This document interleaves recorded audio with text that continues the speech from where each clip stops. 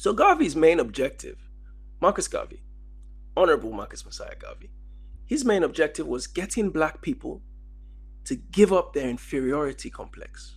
At a time when you had Jim Crow, you had segregation on another level, systematic oppression of black people, not just in the United States, but on the continent, in the Caribbean. He wanted us to be self-conscious and mindful of the possibilities of what we could be.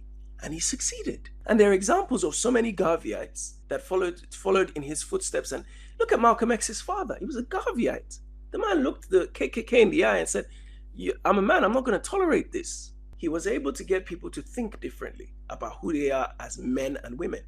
The man mobilized people in their millions. And many of them who left the struggle after he died were products of his thinking. You look at Norman Manley, he became Prime Minister of Jamaica. Kwame Nkrumah, to an extent, was a Garveyite. Azikiwe, we've talked about, he was also a Garveyite in a sense. Arguably, the Don Dadas of African liberation took something from Garvey.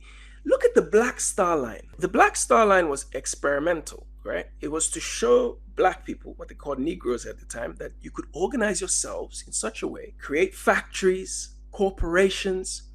It inspired people to go into business for themselves. I want you guys to look at that flag at the bottom, the UNIA flag, what you call the Pan-African colors. How many people did he influence with that flag? Malawi, Kenya, St. Kitts and Nevis. How many of Ndibo, our Igbo people in eastern parts of Nigeria, realized that the Biafran flag was also a representation of Garvey's colors?